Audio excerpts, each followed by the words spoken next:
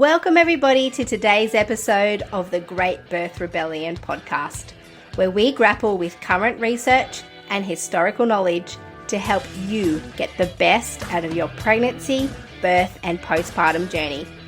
My name is Dr. Melanie Jackson at Melanie the Midwife. I'm a clinical and research midwife with my PhD, which is why I send out a weekly email which contains the resources that we use to create every single Great Birth Rebellion episode. You can join the podcast mailing list at melaниethemidwife.com. Our Great Birth Rebellion premium members also get access to podcast transcripts, additional resources, the Ask Mel a Question button, and an exclusive monthly Ask Me Anything episode where I answer listener questions. That said, let's get into it. Welcome everybody to today's episode of the Great Birth Rebellion. I'm your host, Dr. Melanie Jackson, and today I've invited two guests, both midwives who are researching at Edith Cowan University in Perth, Australia. We've got Marina Weckend and Clare Davison. And Clare also works as a private midwife, which I just think is fun because I'm also a private midwife. And the reason I've asked them on today is because the topic today is on what medical people call failure to progress. And it's horrid terminology, but that's what we're picking apart today. And Marina and Clare, along with their team of other researchers, have been working on some research which focuses on the resting phases of labour and analysing what is actually happening in labour when it has a lull or it slows down or stalls. And the terminology you're using for this is physiological plateaus. And we're going to discuss if breaks or gaps or rest periods or lulls, plateaus in labour are normal or if they point to something going wrong with labour. And in particular, we're looking at two research papers. The first was published in 2021, and that was called Physiological Plateaus During Normal Labour and Birth. And there's also a 2023 paper called Failure to Progress or Just Normal? So, welcome, Marina. Welcome, Clare. I'd love to give you each a brief moment to fully introduce yourselves. Hi, Melanie. Hi, everyone. Well, thanks first so much for inviting us to be on the podcast. It's really exciting. Yeah, my name is Marina, a midwife by background. Have finished my training in Germany in 2010. And I worked as a midwife in various countries in various capacities, including home birthing as well a little bit, but mostly in hospitals. And I'm currently working as a researcher affiliated with ECU, Edith Cowan University, but also with other universities. And I also work as a lecturer.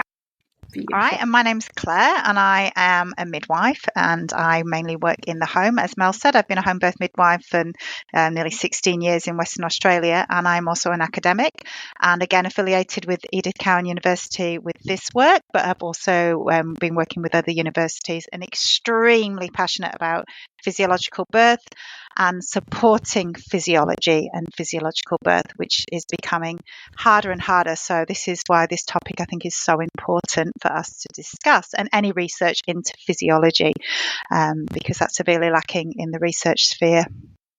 Absolutely. Yeah. Oh, thank you, Mel. Thank you, Mel, for inviting us. You're welcome. People always thank me, but thank you because you guys, you're in this research. I'm so glad that you agreed to come on and share it with everybody. So I want to kick off today. Let's start talking about failure to progress. Women get accused all the time in labour of failing to progress. And so I'm just keen to know what you think of this. Marina, I know I said you'd go first, but I'm going to jump into this because and the reason I'm going to jump into this, because I think that's a question particularly that we look at as clinicians. And obviously, and I'm sure, Mel, you'll agree with this, we often call it failure to wait. Mm-hmm. And I think that leads us into this kind of research, because what we see as home birth midwives is that sometimes labour takes longer than the cultural expected norm within the hospital system. So when women have a diagnosis of failure to progress, it's often that the medical system is jumping in and trying to make labour happen quicker. So I'm going to throw that back to Marina and go, this is one of the reasons that this research is so important. Yeah, thank you, Claire. Incredibly important. I think with failure to progress, maybe my preference would be to use the term labor dystocia in that context, just because failure is just a horrible term to throw at women. So in Australia, the last data that we have around failure to progress is that around 30% of the women who start their labor naturally, they will have something called augmentation during labor. So their labor will be declared as too slow, and it will be subjected to interventions to make this labor faster again, whether that's by opening up the membranes around the baby, so an artificial rupture of membranes, or by using medications such as oxytocin. So that's 1/3 of women who are subjected to that. And when we look at women who are having their first baby, that's 40% of women who are subjected to labor augmentation because we say their labor is too slow. However, it's really interesting to look at the definition of too slow labor, which is like labor dystocia. It's not internationally well defined at all. So basically what we did as researchers, and by we I don't mean us specifically, but researchers in general, we looked at hundreds and thousands and 500,000 of women in various countries, and we measured the duration of the different phases of labor. And then we arrived at an average duration. So we have this average duration of, say, maybe 12 to 18 hours for first stage. And then because we define this average, we then go on and falsely claim this average is normal. Like average and normal is two very different things, but we somehow arrived at this point where we say you are only having a normal labor progression if it falls into this average curve.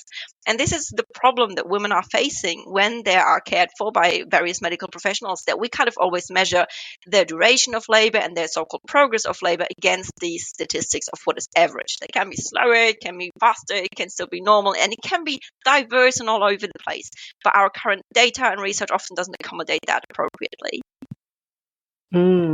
Just on that, I'm just going to chop in as well and say, and that's also, and this is too big for this conversation today, but also stages of labour aren't a thing either. So I just really want to make sure that we do, even though we will talk about stages of labour because that's the accepted norm, there is no stage in labour. Yeah. Labour is a continuum, and the research that those hours, like Marina just talked about, it's nonsense. Like there is no real research to say how long labour should last and how, what stage is a stage, because that just doesn't exist. And for people playing at home, if you plan on having your baby in hospital, what will often happen is every 4 hours or so, depending on where you are, you'll be offered a vaginal exam to check how far dilated your cervix is. And if your cervix isn't opening at the agreed pattern that the hospital agrees it should be opening at, and you end up, say, 6 centimeters for 5 or 6 hours, and then there's slow opening of your cervix, they might tell you that your body is failing to progress and failing in labor to get towards the stage of pushing out your baby. And as Marina was saying, if women don't comply with this time frame that the hospital wants them to comply with, they'll apply things like breaking your waters and syntocinon augmentation in order to speed up your labor, to bring it back within the curve that Marina was talking about, the normal, I'm using inverted commas, normal curve. This is partly because birth is seen as a medical event. And if you've got a medical event, then it could potentially become pathological. So all these little checks and measures have been put in place to be able to decide which births are becoming pathological and which births are still normal. The unfortunate thing is we don't really understand physiology very well to start with, to be able to decide what's normal and what's not normal. And so we're kind of stuck with this terminology of failure to progress. And in your 2023 paper, which is the failure to progress or just normal, you refer to what's called as the straight line obstetrics theory. And I feel like I know what that means based on that wording, but only because that's been part of my thinking already. But can you explain what you mean by straight line obstetrics theory? Yeah, that's a term that was coined by two other researchers, Betty Ann Davis and Ken Johnson in Canada.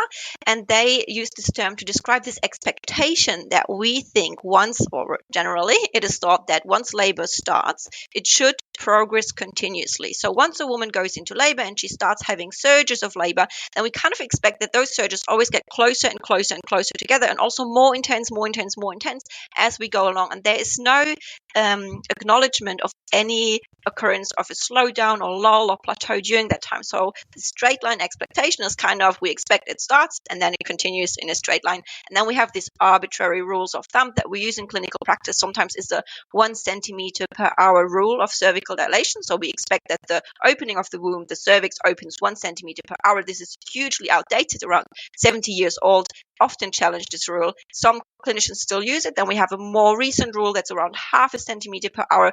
Basically, all the rules that we have, even the most recent recommendations by the World Health Organization, which says that we have to expect various centimeters per hour depending on where the woman is in labor, even those ones still expect that there's a continuous progress. So that's straight line. We expect this continuous progress, no allowance for any pauses. Right. So if you look at it on a graph, it just goes up linearly without dips or ebbs or flows. And you talk about in one of your papers, gosh, I can't remember which one it was now, I've highlighted so much, but all the different sort of patterns that labor can take. And so you're proposing different terminology for these pauses and stops in labor. And you're proposing that we call these slow points physiological plateaus. So can you describe what you mean by a physiological plateau? So maybe first around how we arrived at this term. So a lot of people use a lot of different terms around that, like lull, pause, natural pause, phase 2.51. Like people get hugely creative because it doesn't really, those pauses aren't really acknowledged to exist, sort of like you wouldn't find them in the midwifery obstetrics textbook. So everyone who talks about them, who researches them, has to make up their own terms. We arrived at physiological plateaus, which other researchers have used before us, because it kind of emphasizes that it's normal, like physiological means healthy, normal, and plateau that it just slows down. So it can be the surges slowing down for a while, it can be the surges disappearing entirely for a while, but it can also be the cervix, like the neck of the womb, not opening up as quickly as we want, or even closing down again during labor, which is also not really acknowledged to exist, like the cervical reversal. So this physiological plateau really just means something slows down during labor and it's normal. Mm-hmm. Yes. So physiological, as you said, means that it's a normal bodily event. And so it's just, so what you're saying is labor is actually normally not linear. It doesn't progress in a single line. If you looked at the line on a graph, it goes up, down, straight, across, whatever it wants to do. Yeah. I love that you said that, because I'm a home birth midwife as well. And 15 years ago, when I was with my mentor, and really I hadn't had much experience in the hospital yet, so I didn't have a lot of unlearning to do. She used to call it the rest and be thankful phase. Yeah. And I feel like everybody in the space is resting and being thankful at that point. The woman, the partner, the support person, the midwife is all just thankful for this lull. Claire, I wanted to ask you, and Marina, you might have some experience in this as well. When the woman is in a lull, in a plateau in labour, what should be the behaviour of her care providers around that? Well, and this is, I mean, it's interesting. There'll be two things on this. I'll talk to my experience as a midwife, and then I'm going to ask Marina as well to talk about what the research told us. Because in my experience as a midwife, is often we do nothing. We just hold, it's again those terminologies. So as a midwife, yes, same as you, I saw the rest and be thankful phases often when I first started as a home birth midwife. We don't see them in hospital because if we have a rest, then we're usually trying to find out what's going on. And the one that we really talk about, the rest and be thankful phase, is the one that's often seen just before the woman starts to push her baby out. So it literally, the room just becomes quiet. The woman's been having regular, strong surges, and then they just stop. And the woman often will pop her head down. You know exactly what I'm talking about, Melanie, if you've seen it. She usually pops her head down on the side of the pool and then just looks like she's fallen asleep.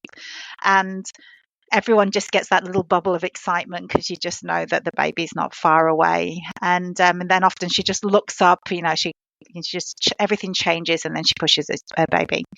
So that was quite common knowledge, the rest and be thankful phase. So often you did nothing in that phase. And I think that's the difference of when you see them all the time, you just trust there's a reason for them. And sometimes you do nothing, and sometimes you might need to do something. And I think that's the point that if it's okay with you, Mel, I'm going to throw that back to Marina, because that's really interesting when we look at the research around physiological plateaus. Because one of the great things about Marina's PhD was that she did these fantastic pictures. And if anybody's ever seen Marina present, she has these fabulous pictures that she drew, which I just loved as a supervisor, because she had a picture of the midwife sitting with all these little thoughts that went around her head. And the picture was of the woman in a pool of water, I think it was, wasn't it, Marina? And then you had like these little thought bubbles for the midwife, who was doing nothing, but she was thinking, is it this, is it that, is it the other? And she has the thought processes. So often, even though we do nothing, we're not necessarily doing nothing, if that makes sense. Yes. And Marina, were those your pictures in your paper as well? I was so tempted to screenshot them and Yes, yeah, there are the pictures, but I'm not the one who takes credit for them. There was an artist who did them. Like, I commissioned them from a professional artist. She does beautiful paintings. But yeah, completely agree with what Claire says. It's highly dependent on the situation. So when midwives just sit with a woman in labor, we often look like we're not doing anything, but there's a huge amount of stuff happening in our head. So we're analyzing the situation. We're not just looking at the woman, we're listening, we're feeling kind of like the hormones in the room. We know what is happening around the woman with the family members. What is her story? Like, what does she want during labor? What was really important to her? Where is she in life? So we have all these things, and they're coming together. And this helps us as midwives, even if we don't look like we're doing something, to make a really thorough assessment of why this labor pattern that we see is happening. So, for example, when it slows down, we might start thinking into the direction, why is it slowing down? That might be for the mother, anything psychological comes up for her. Maybe she's really anxious or worried. Maybe she's fearful of the next phase of labor, which can be really intense. Maybe she's feeling not quite ready to receive her baby yet because it's a massive change. It can be things having to do with the baby as well. Maybe the baby is not in ideal position. So sometimes the surgeons just slow down to give baby more time to arrive in a position that's more favorable for birth. Can be really physical things of the body, like if the woman didn't sleep for the past 3 days and 3 nights, she would be really exhausted. So maybe the body is just asking for that pause to regain energy, or maybe a toast, or some drink to regain that sugar in the blood. So it can be really a lot of different things, and that's what we're kind of assessing as midwives when we're with a woman who has a plateau during labor.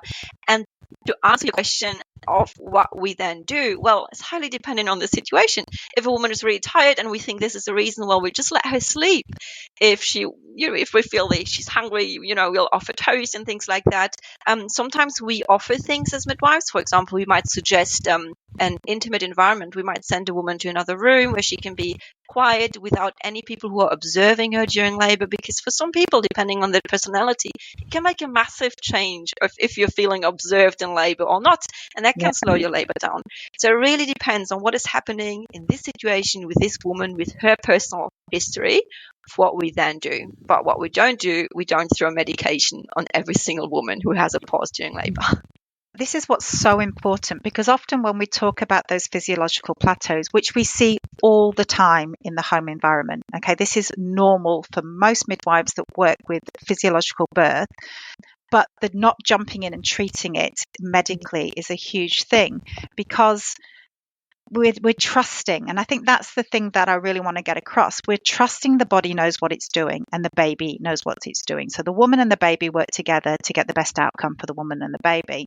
But we're not dangerous. And I think this is the big thing. And this came up heaps in Marina's PhD with our panel, which was quite interesting, because I was the midwife and the primary supervisor, and we had 2 nurses that were co-supervisors with us. And of course, those were the questions we got asked early on and throughout the PhD. And it's so interesting, because we often go straight to, but how long's too long, and what if something happens, and why aren't we doing anything? So again, it's really important to go that we are doing stuff. It's not that we're just doing nothing. but it doesn't necessarily mean that we're intervening in a way that is augmenting. So often it's not that we're not ignoring it, I suppose is what I'm trying to say. We're acknowledging that there's a physiological plateau and usually trusting that it is something physiological rather than pathological until proven otherwise. So I think that's the big thing to think about as well. It's just not the fact that we're going, okay, everything is always normal. It's the fact that you're going through that checklist in your head and you're checking in with the woman and you're going, okay, what is actually going on here? And it's individualized. And I think that when you have spent so long watching physiological birth, the physiological plateaus actually become incredibly obvious compared to pathological plateaus or labour dystocia. Whereas I find with physiological plateaus, women are quite calm usually. Sometimes they have a tumultuous kind of transitional period, but I mean, I think it would be different, and it comes from intimately knowing normal birth and intimately knowing the woman. But because clinicians in hospital haven't been allowed to value this part of birth and labour, it's hard for them to know truly if they're in a pathological situation or not, and especially because they don't have the support of the hospital to allow, I mean, again, inverted commas, allow women to have a physiological rest in their labour. And I think, Claire, you alluded to it, that, you know, a general rule, I think, is to not wake a woman up. If she's in a physiological plateau, this rest is just as important as the contraction. And so to wake a woman up from sleep in labour, it is interrupting physiology. And you make mention, Marina, in your paper that I'm reading an actual quote here, that physiological plateaus may be an essential mechanism of self-regulation of the mother and infant dyad, facilitating feto-maternal adaptation and preventing maternal and fetal distress during labour. You and I understand what that sentence means because we're in this world and we understand that kind of terminology. But what are you trying to communicate here with this particular, it was a conclusion on one of your papers from the abstract. Yeah, what does that mean? Yes, it basically comes back to the philosophy and importance of philosophy that you just mentioned. Like, we think about philosophy being something fluffy that doesn't really have to do anything with real life, but it does. So like you say, if we see normal and we see it and we see it and we see it again and again, we get this understanding of what is physiological. But if we don't see it, and this is the situation we currently have in maternity care, when we educate obstetricians and midwives, we send them to hospitals with high intervention rates. So their chance of seeing physiological labor is really slim.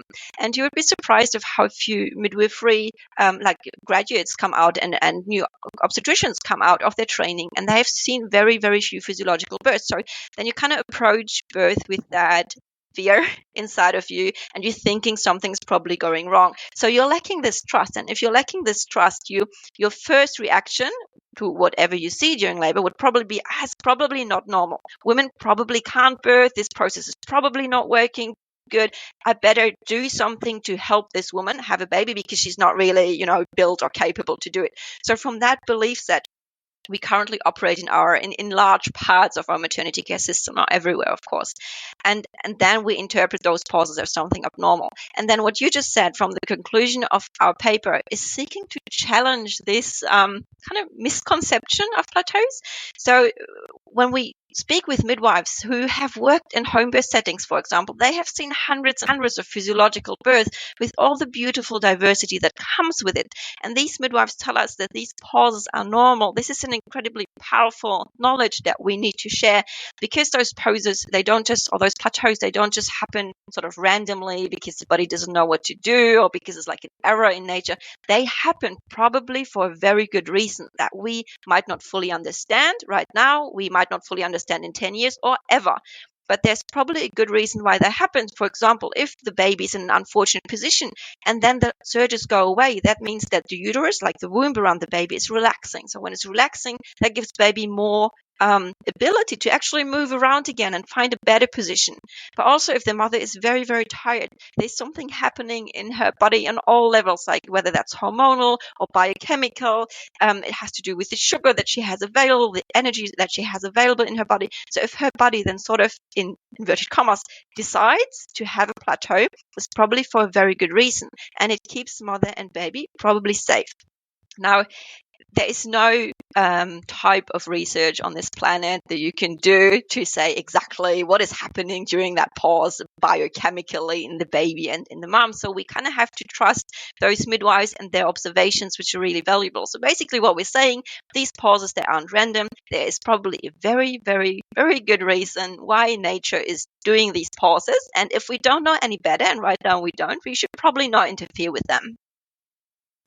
I agree. And I think on the flip side of that, we can see what happens when we do interfere with them. So classic example, like you just said, Marina, like one of the things as a clinician, so I'm talking as a clinician rather than a researcher, is that we see that baby that's in, that first time mama that's been labouring really, really well. And you just start to see those contractions and those surges go a little bit, big one, small one, incoordinate, she starts to look more less laboury, she's a little bit more back in the room, and then everything's kind of slows down. And that, as a clinician, you go, oh, that baby's, so, the head's deflex, it's in an occipital posterior position, or it's just got its hand up there, it's just doing something a bit funky. And then often, we might do stuff. This is one of those things when sometimes you might be getting the woman, or helping the woman if she's not doing it herself to change position or do funky stuff, using the rebosos or whatever, or letting her sleep, whatever it is. But on the flip side, this is in the home environment. When you see that happen in hospital, and I've seen this time and time again, they go, oh, those contractions are slowing down. They're incoordinate. Let's give you some augmentation. Let's pop some Syntocin on to get that contraction pattern back. So that arbitrary contraction pattern that we talk about, the 3 contractions in 10 that last X amount of time, because that's what the textbooks tell us that we need to get a baby out. And then classically, we see that baby pushed down into the pelvis in that awkward position. And then the woman needs a cesarean.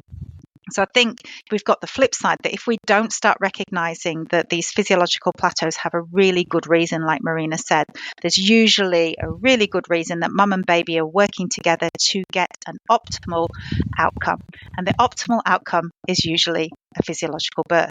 But when we intervene, often we make more problems. This is why this research is so important. Mm-hmm. And I love that you're gathering stories from home birth midwives and midwives who have seen physiological birth, because we can know if a plateau is physiological if in the end the woman and the baby are well and remained well during their labour, and then the baby was born and they both still remained well. You could safely make the conclusion that whatever happened in that lull or in that labour and that plateau was normal because everybody's well. And then you've just learnt a new boundary of what's normal in labour. I myself had what I would call a physiological plateau, but it lasted about 8 hours and I was fully dilated. But I was in labour with my baby was 36 weeks gestation, and I'd been labouring for nearly 32 hours by the time the plateau happened. And so you kind of go, well, yeah, I mean, that baby's little. She's been in labor for a while. My husband fell asleep and I ended up falling asleep down between the wall and the bed on a pile of pillows, and no one could find me for about 3 hours because they didn't want to come into the room because my husband was asleep, and they said, we didn't know where you were. We couldn't find you. And I was like, what happened? And they said, you were missing for about 3 hours. But I think also what midwives need to realize too is that if there's no contractions, there's usually not really a danger either, because contractions are a physiological stress on a baby. They're designed to cope with that though. And so if a baby is feeling a little bit stressed with contractions and then the contractions stop, you can most of the time feel reassured that that baby's also having a rest along with its mum. And so we're not in a high-risk pathological situation because there's no contractions. Yeah, that's a really good point raising there. And I love completeness and how it still defeats us. Like, if the woman is in labor, her labor already started, but the contractions go away. And the contractions are what's causing stress on her body and on the baby's body, because when the womb contracts, the oxygen flow to the baby is impacted by that. So there's, for a very short period of time, there's a little bit less oxygen going to the baby, and the baby's coping really well with that. But it's obviously causing stress on the baby, especially if the surges are very common. So now suddenly the surges are gone during labor and we all freak out. Like, we panic. But this woman who's in labor and is having a pause, she's basically no different from any other woman who is in late pregnancy. Like, we wouldn't panic when we see a woman in the third trimester. Doesn't make sense. You're right. Okay, so far we've learned that in hospital, physiological lulls are unappreciated, they're considered pathological, and then they usually get tried to get fixed, again, inverted commas, with medicine because it doesn't comply with what's considered normal labour. And what you're proposing is that physiological lulls are just that, physiological and normal, and labour is not linear.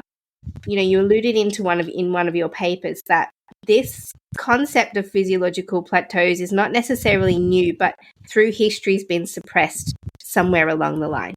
Yep. Can you talk to us about that suppression?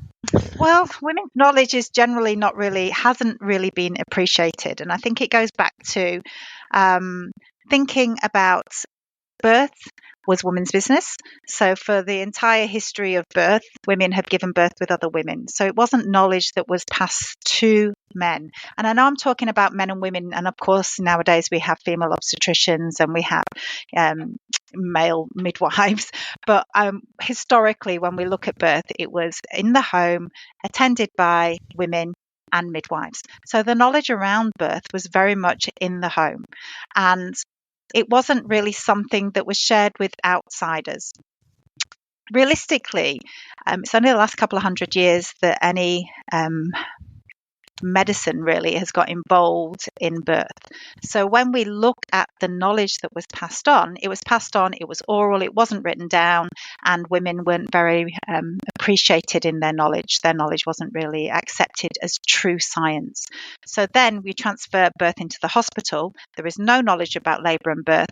We look at that mind and body separate. We look at the woman's body is a machine, and then of course it's a machine and it's also a faulty machine, and therefore we need medicine to fix it. So I think what I'm trying to allude to is when we look at this knowledge, it's lost because it wasn't valued. So it's not new knowledge, it's always been around. The way that we look at birth, particularly in the maternity system now, is the new knowledge. And it's not based really on science. It's just what we've decided. So keep going back to, Friedman's curve, all that studies. It's not really very good science, but it's all we've got. And we thought, that'll work. We want it to be linear. We want it to be really easy to predict, because that makes, in theory, it easier, because the maternity system is designed as an industry, and it's designed to get women in, have the babies out, and get the babies and mums alive and well at the end of it. So we want to be able to be really, really proactive and productive. Whereas we know that birth isn't like that. It's a little bit trickier to get them to fit into the system. So that, very, very brief answer to something that is massive is in the knowledge has always been there. Women and midwives have always had the knowledge, and the other people that surround birth, but it hasn't transferred into the hospital system because it isn't valued, isn't talked about, and it's also being lost because we've medicalized birth. So there's only very few people around that really have this knowledge anyway. And then usually they're on the fringes because they are the home birthing women and the home birthing midwives. And particularly in Australia, it is not understood. It is fringe, and it is rebellious midwives, Mel, to talk about the way you do, this podcast, rather than being very skilled clinicians and very capable women. And the concept of labour being linear and complying to a time frame is the backbone of medical management of childbirth. So this idea of physiological plateaus actually challenges the very structure of how birth is approached in a hospital.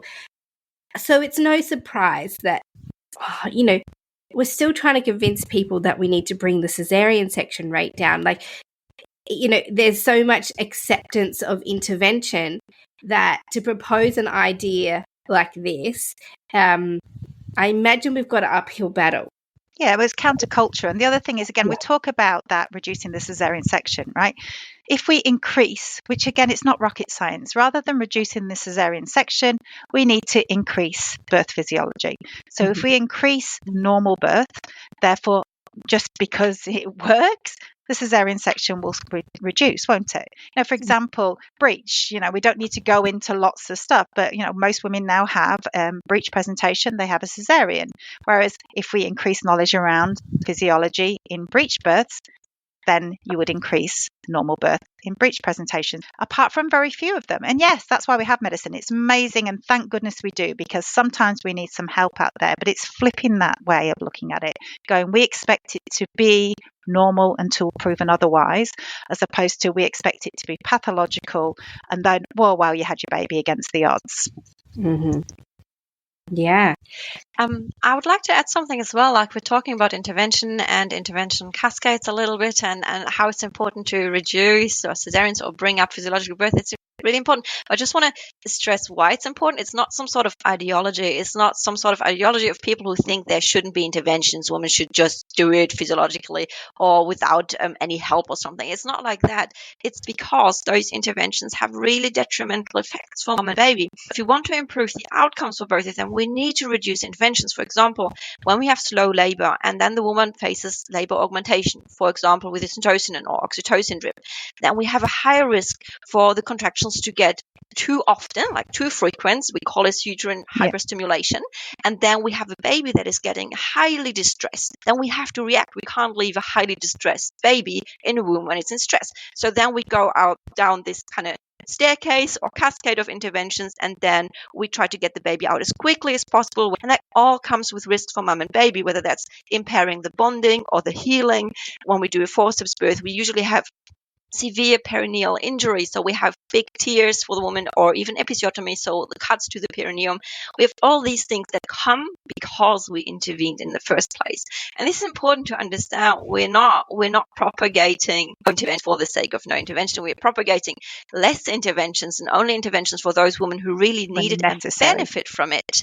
Yes, when necessary, instead of just routinely for every woman for arbitrary reasons.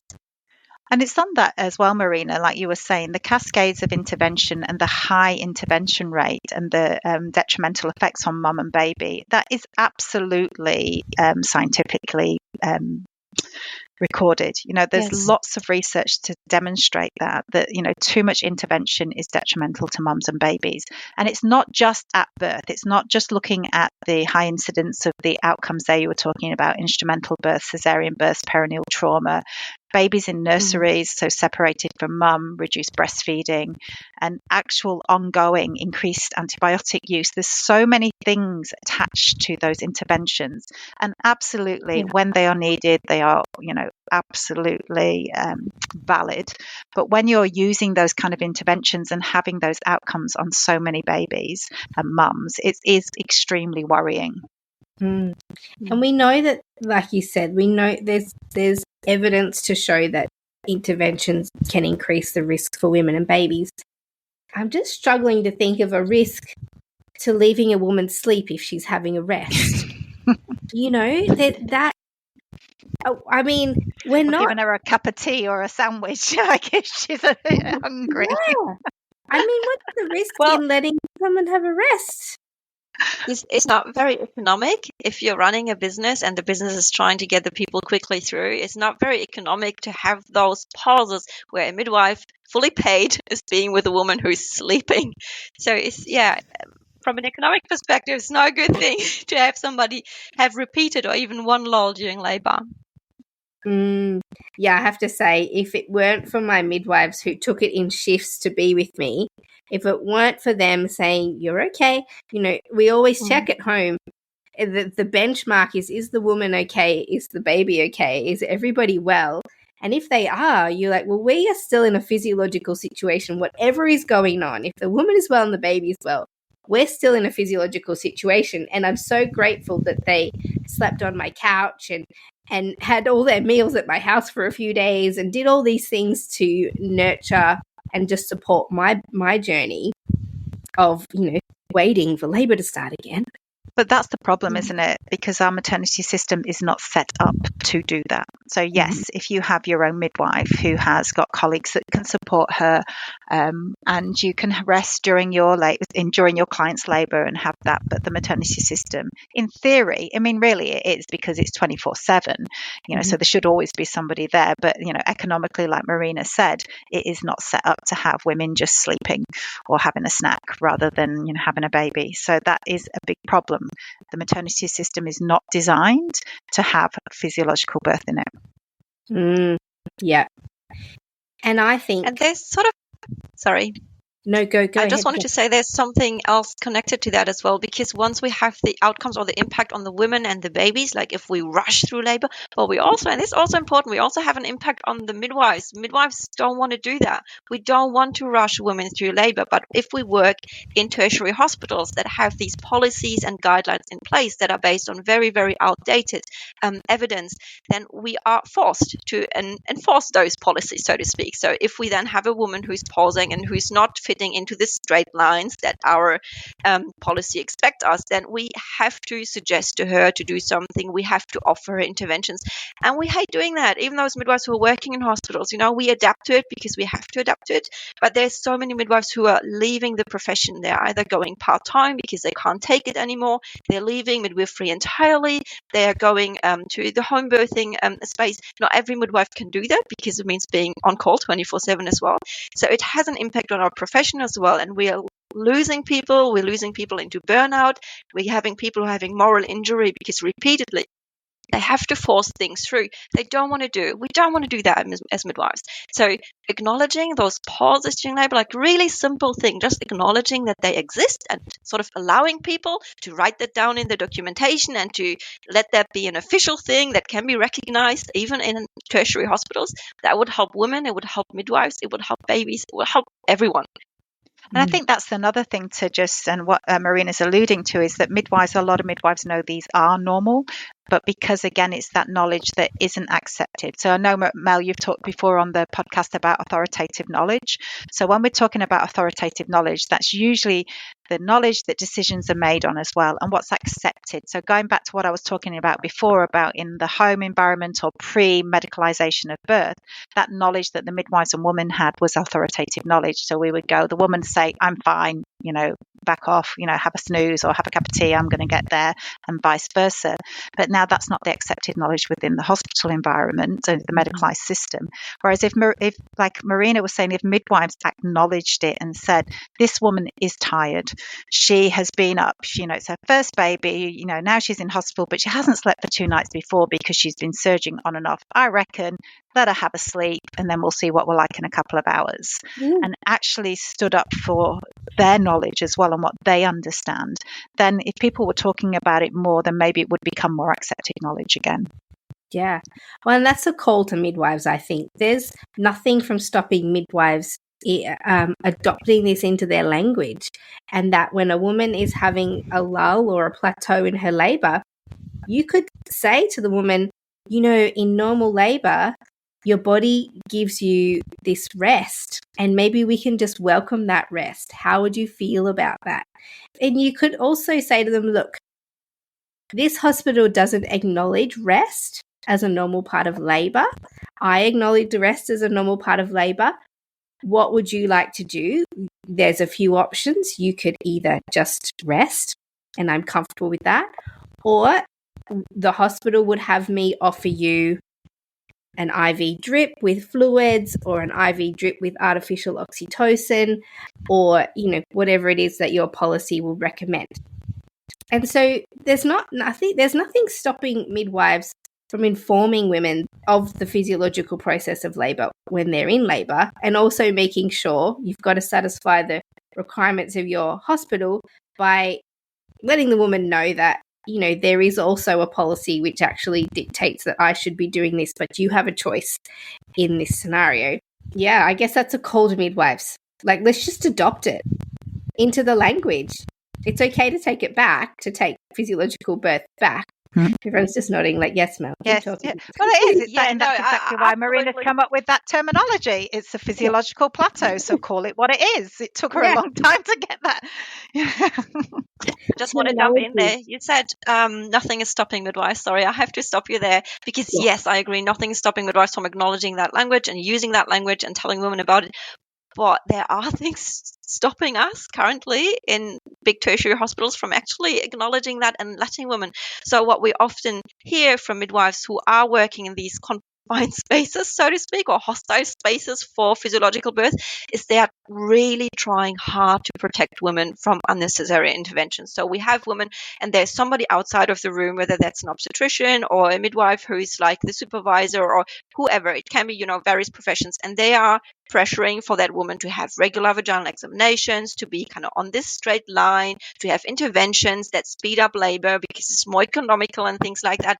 So if we have somebody outside the room who's constantly putting pressure on us, and we know this pressure is there to produce a baby quickly, and sometimes we try to shield the woman from this pressure, because if she feels time pressure during labor, we know that's going to mess up the entire process. It's going to mess up all the hormones that she needs to be in this calm and beautiful and trance-like state to labor peacefully. So we're trying to shield the woman from that. And often, or sometimes, what midwives do is they kind of fudge things a little. So we control the information that's leaving the room.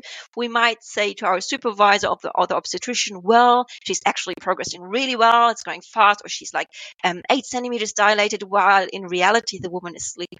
Or while in reality, she's maybe 10 centimeters dilated, but we don't want the clock to start on this so-called full dilation, because then she's only allowed to have 2 more hours to birth the baby. So sometimes we say, well, she's actually in the middle of labor, things like that. So there's a lot of kind of fudging going on in some hospitals, where midwives really try to protect women, because if we don't, then we know people will come in and will try to pressure not us as midwives, but the woman. And that sometimes takes the form of coercion. So somebody's coming in and telling the woman, oh, this is dangerous, but you have to do this. If we don't do it, it's going to have horrible effect, things like that. And that's reality. Women hear these stories and they report them as obstetric violence and as coercion. And we try to protect women from that. So, yeah, midwives should, nothing is stopping midwives, but some things are stopping midwives. And on that, I'm going to add to that, because I feel quite strongly about this. And I do understand the pressures that midwives in the system have. However, and Marina is talking then, and that came up in her PhD, that midwives are protecting women. That's what they do, 100%. They're trying to keep people outside the room or women at home. They're trying to do what they can because they understand physiology and they want to support it. But it's about acknowledging your knowledge and your skill. And if you stand up, and I'm not saying every midwife can do this, because, you have to keep yourself safe as a midwife. But wouldn't it be fantastic if that midwife stood at the door and didn't go, oh, she's 8 or 10 or whatever, she's made up to try and keep those people out the room? What about if she went outside the room and said, I am a skilled clinician. This is my assessment. This woman is having a physiological plateau, which, is very clearly documented within the notes. She's fine. The baby's fine. I'm closely monitoring it, and I will keep you informed. Because by owning her skill, by owning that knowledge, that's the only way we can get change. And then maybe the next midwife that's on shift or in the other room hears that and goes, oh my gosh, she's standing up for the knowledge that I'm doing. And then if more of us actually owned that and said, I'm great here, thank you for caring, but this is what's happening, and use those terminology, use the reality of the case, because otherwise all that happens is we do all this wonderful research, we find out there's a thing called physiological plateaus, we see it in the home environment, we see it in the hospital, and we hide it. Whereas if we acknowledge it and showed everyone, and then, like Mel said earlier, we've got then the event that, oh, that woman had a sleep, then she got up and pushed a baby out and everyone was well, then maybe practice would change.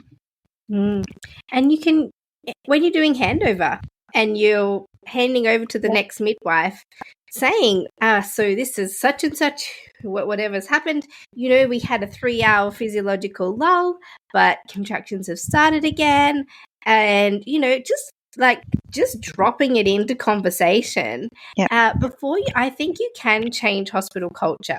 And the other people that I think it helps is doctors who are transitioning through the hospital, because doctors often move on from one hospital to the next hospital to the next hospital. And if all of a sudden they start to hear this language of physiological plateau at one hospital, and then they move to another workplace, and all of a sudden, they think, oh, hang on, I learned a little bit about physiological plateaus at this hospital, but at this hospital they're not mentioning it. It slowly seeps out. And I do think that through just dropping the words, it piques curiosity.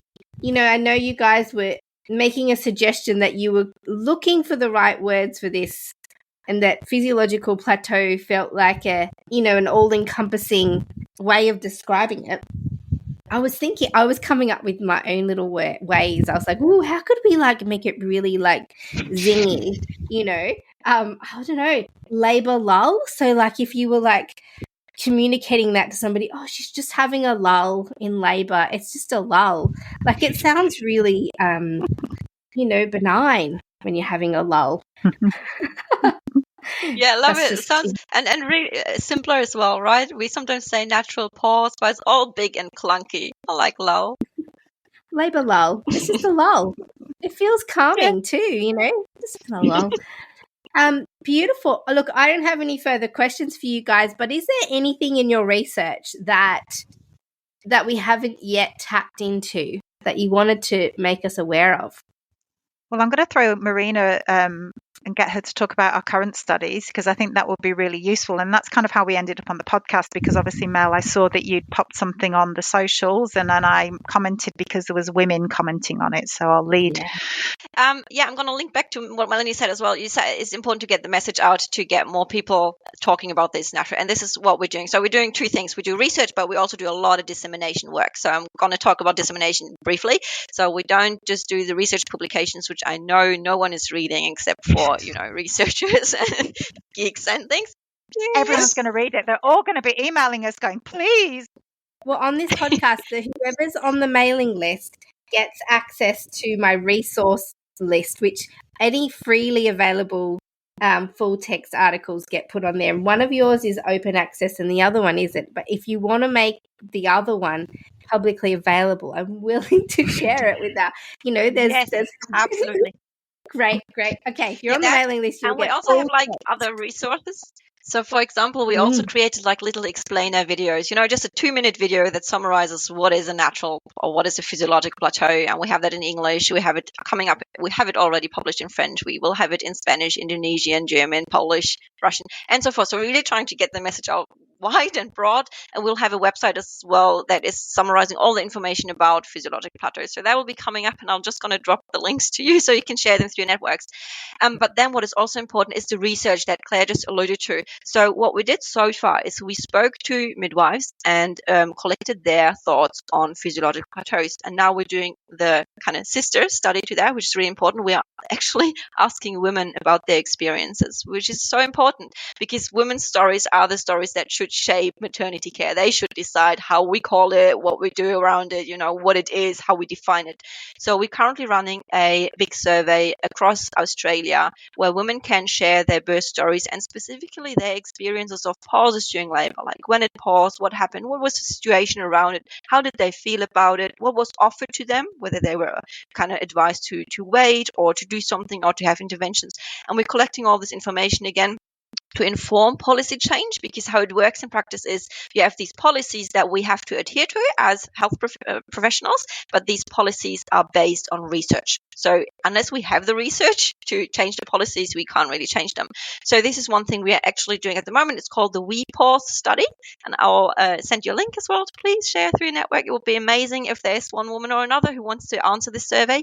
And another study that we're doing is a bigger one, is the Pause Matters study. This is a study where we generate quantitative data, so statistics, numbers, hard facts on how often do these pauses happen, how long are they, which phases during labor do they happen. Usually everyone is trusting the big numbers, so if you throw out numbers like it happens so often and these women have beautiful birth outcomes and the babies have these and those UPGAR scores and whatnot, and you really put it into nice funky numbers, then this can also try and help convince people. So we are running those two studies, the We Pause study for women and the Pause Matters study where we are counting plateaus, so to speak.